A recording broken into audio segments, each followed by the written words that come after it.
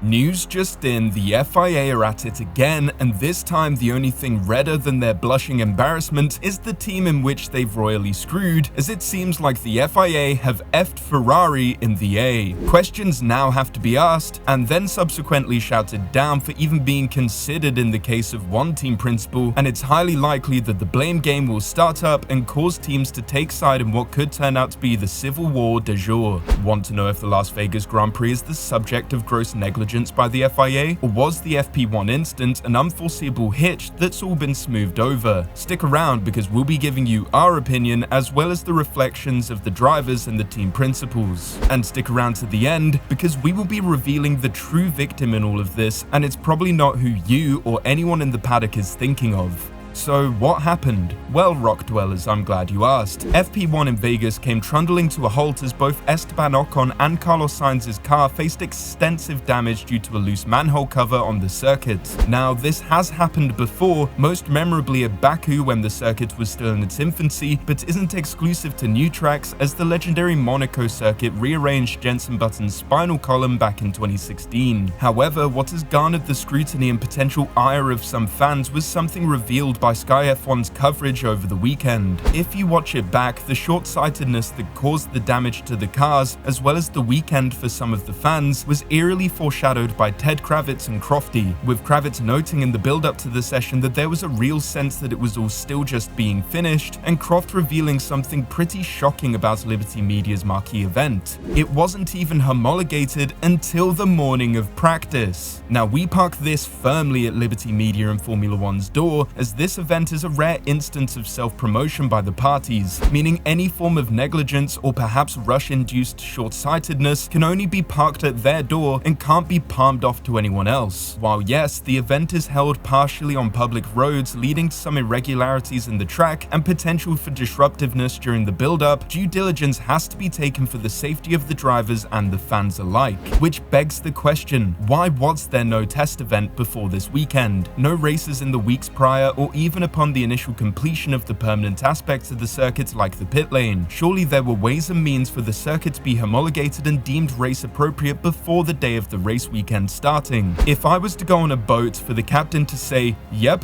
she was certified seaworthy just this morning by a team of people with a vested interest on getting her in the water, or else facing embarrassment, scrutiny and mass refunds of a cataclysmic level, I wouldn't just get off the boat, I'd be out of the nearest porthole quicker than you can say Titanic. So now we know what happened, let's get into the reaction, most notably that of Fred Vasseur, who could not contain his outrage, much to the distress of Toto Wolff it must be said, as he stated, "The situation is that we damaged completely the monocoque, the engine, the battery. I think it's just unacceptable. I think that the show is mega, and I'm very happy with what Liberty Media did around the race. It's a huge step forward for F1, and we have to separate the show from the sporting side. I think it was clear it was something mega for F1, but it's not because you are doing this that you don't have to do the job on the sporting side. I think it's two separate things. I don't want to mix everything and to say, okay, they did shit, sorry for the expression, on the sporting side because they did the show. It's not true. You can do the show and do a good job on the sporting side. It's two separate events.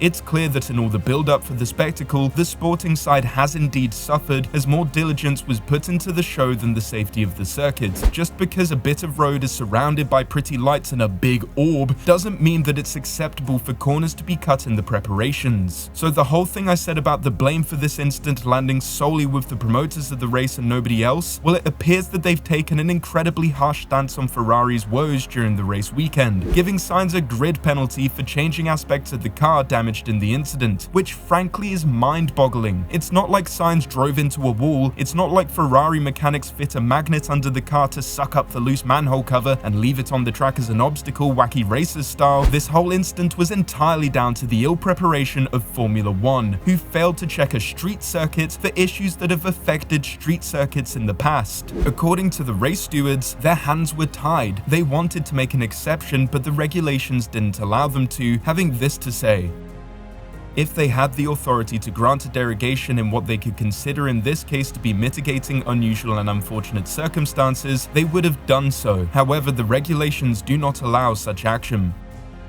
And this got us thinking, surely the FIA or Liberty Media themselves could step in. Or perhaps, do they know that this will cause yet more unrest in the paddock? Well, inside sources have revealed to us that there may be people internally blocking any such motion, with a team supposedly standing in the way of such a change. Now, obviously this is just rumor on our part, however it does make a lot of sense and does not seem at all out of character, especially for some of the team principals in the paddock who would do anything to get an upper hand on their rivals, perhaps enhancing their chances for a P2 in the championship, or lessening the competition that will stop their golden boy from extending his season's winning records. The inside look that Drive to Survive has given us into team principal meetings has shown just how petulant and childish these grown men can be in trying to one-up each other. While yes, the show is far from perfect, it really doesn't seem all that far off when it comes to depicting these multi-millionaire professional crybabies. It really is remarkable that a driver gets a penalty for something the circuit caused. And speaking of our suspicions and the rumor that we heard before, David Croft seems to have confirmed it by reporting to Sky Sports that 9 teams would have voted to allow Sainz to replace the parts without a penalty, but that 1 team refused to do so. This appears to be true when the broadcast puts this question to McLaren CEO Zak Brown.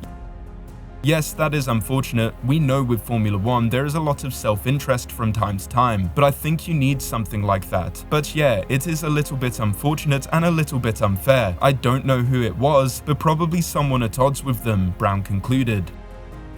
For the time being, Ferrari is stuck with at least a 10-place grid drop, while Alpine supposedly managed to make changes to the chassis without affecting the internal workings of their car, probably because if anything, a shunt that would damage any other car would probably improve that V6 mobility scooter with a BWT logo slapped onto the side. Ferrari's FP2 showed their potential to squeeze every bit of speed out of the straights, leading us to expect an impressive showing this weekend. However, that seems to have been somewhat undone by the boneheaded nature of the promoters and the seemingly forced stubbornness of the FIA. So the big losers of the weekend on track are yet to be seen. It may actually set things up to be even more exciting as we see the smooth operator carve through the field in what is apparently a speedy car. However, the true big loser of the weekend is on the outside of the barriers, far removed from the racing line. Now, bear with me with this, but I want to run us through a bit of a hypothetical situation. It's Christmas Eve. You've gone to collect all of the presents that your family have waited all year for. You got everything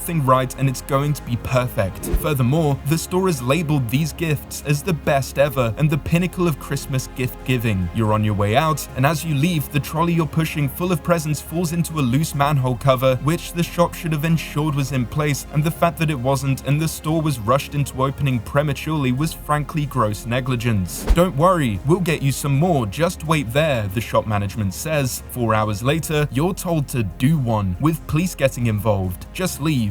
No presents, no Christmas, no joy to be had despite all the promised goods that you paid for with your hard-earned money. Well, replace Christmas for the Las Vegas Grand Prix, a trolley for a Ferrari, and a manhole cover for...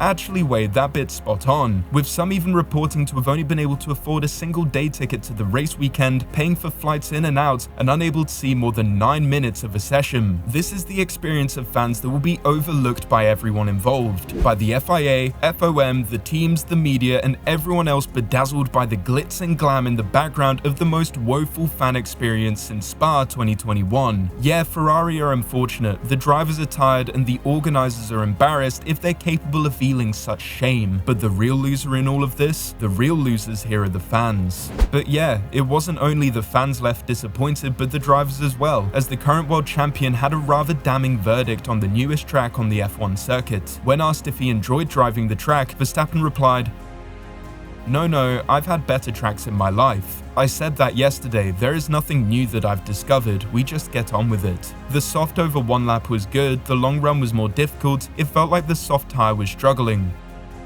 One person that does seem to enjoy the Vegas track, and of course would have a different opinion than his fellow driver, is Lewis Hamilton, with the 7-time world champion having this to say.